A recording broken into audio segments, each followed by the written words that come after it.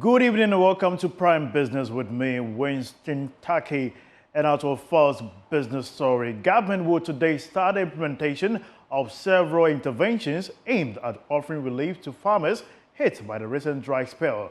Key among them are food grants, farm input, fertilizer, and interest-free loans. Minister for Food and Agriculture, Dr. Brian Champon, has been speaking on PM Express Business Edition, which airs tonight at 9 p.m. What did we announce? One, that we need to get our food systems back on track to help the farmers in the north get back into production very, very quickly. And what you do is that because they've lost their crop, a majority of them, they've lost their open pollinated seeds, we give them seeds and fertilizers immediately. And to be able to get the south to produce quite a good quantity of maize so that we can meet our 2.5 million metric tons or 2.4 million metric tons of maize that we require per annum, we have to also give significant quantity of inputs to farmers in the south. And so today, on the 8th, yesterday, we started moving fertilizers from our warehouses to the regional distribution centers to be given to farmers. So that has started. We also promised farmers that we will give them food. And these are farmers in the 8 regions, the transition and then the transition zones and the savannah zone. That too, we have about currently 34,000 metric tons of rice from our warehouses that are moving to the regions. And then we have a lot of drip tipper trucks that are going to take it from the regional distribution centers to the districts for onward distribution to the farmers. Economic Professor Lord Mensah is raising some concerns about the government's decision to offer interest-free loans to some farmers hit by a recent dry spell. Agric Minister today started offering interest-free loans to some commercial farmers hit badly by the recent dry spell. But Professor Mensah says this could come with some challenges for participating banks. Yeah, so if you look at our economic structure, I mean, there's no free money anywhere, whether you are sourcing the money internally or you are sourcing the money externally, unless you are getting the money from, I mean, the Islamic, banking sector elsewhere, that will account for, I mean, interest-free. But even that one, they may want to know the possible cash flows of, these farmers, so that there could be some kind of, profit sharing. But, can you vouch on the kind of farmers we have to extend loan facility to them so you can expect something back into the state? I don't think so. So from where I sit, I think, it has to do with, doling money out to the farmers so that they can cushion themselves in times of drought like this.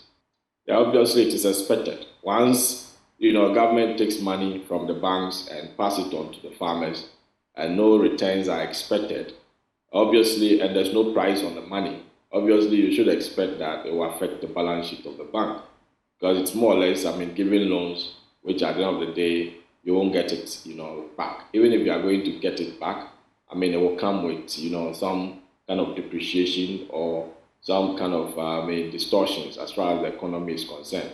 So from where I sit, I think this is just money, government money to the people, to the farmers. The Minister for Communications and Digitalization, Esla Owusu-Ekofo, has announced that the high-speed 5G internet service is set to be rolled out in the country from November 1st, 2024. Speaking to Joy Business, Chief Executive of Ghana Chamber of Telecommunications, Engineer Dr. Kenneth Ashigbe, is optimistic the move is unlikely to impact the prices, but rather enhance competitiveness in the market.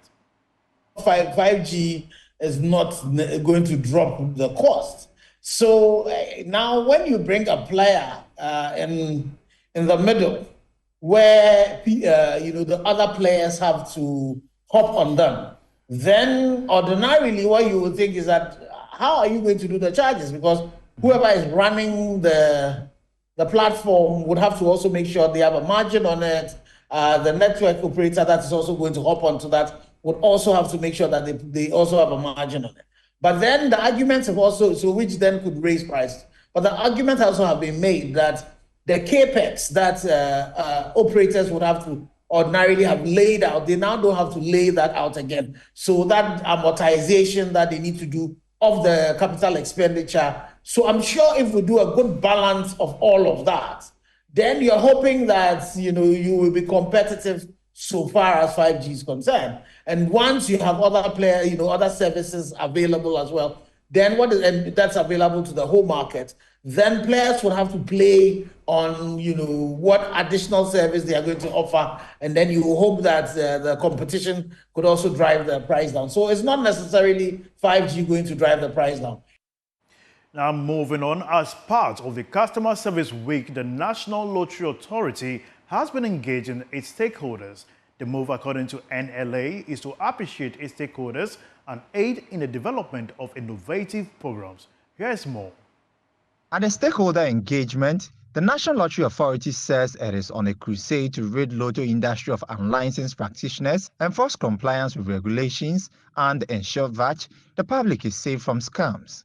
Head of Customer Service for the National Lottery Authority, Judith Comley, said the stakeholder engagement will foster the relationship with their partners to drive growth. As we are all aware, from the 7th of October to 11th of October is internationally Customer Service Week. And this year's theme is above and beyond. So as part of our activities that NLA is running through, one of the activities is to engage our stakeholders.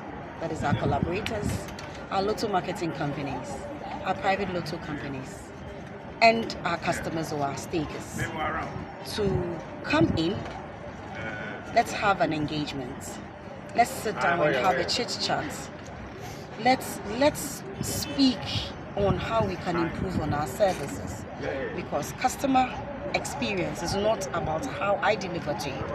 It's about also understanding your problem and making sure that we work hand in hand and give you the best that we can do. The National Lottery Authority also called on the public to report any unlicensed activities to the authority. Now to a final story. Students of St. Monica's College of Education have been encouraged to develop savings and investment habits for long-term financial security. Citing his experience as an example, college principal Dr. David Ochiri advised students to explore supplemental income streams alongside teaching for financial stability.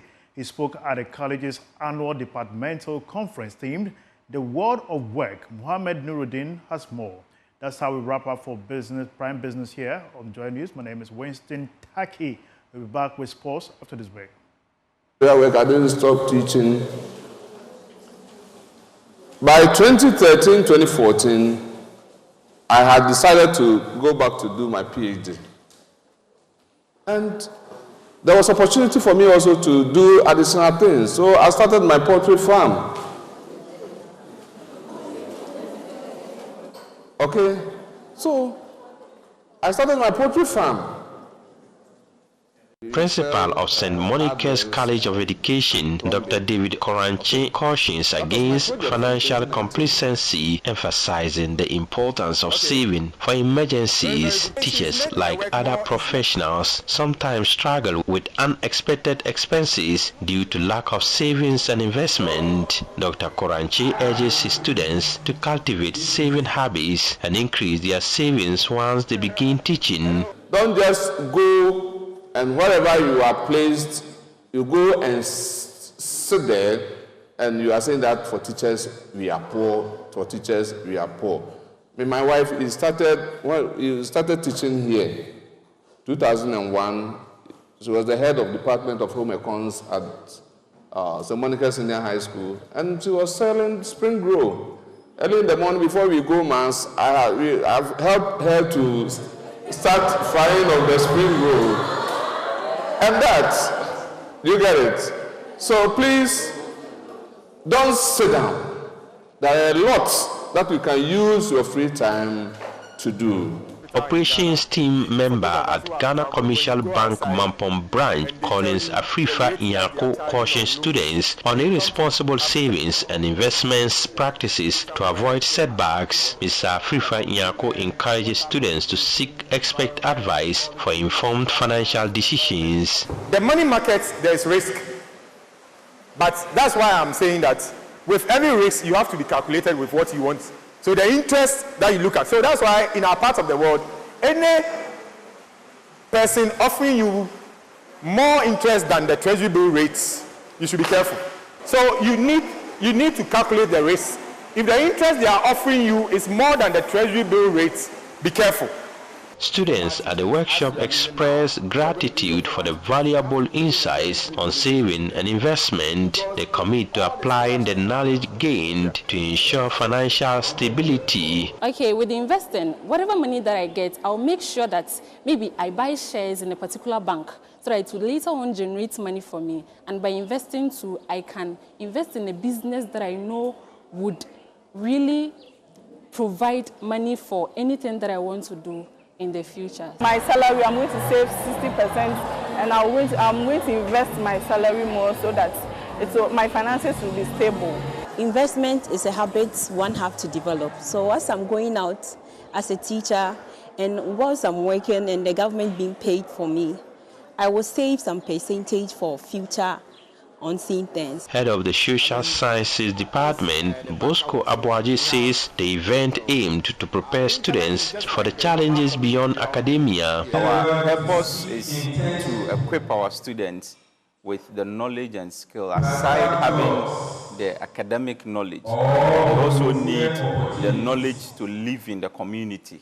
And so the 4 speakers that were invited basically talks about living in our communities, how to build relationships, how to do investment with the little money you get from teaching. A report by Mohamed Nuruddin.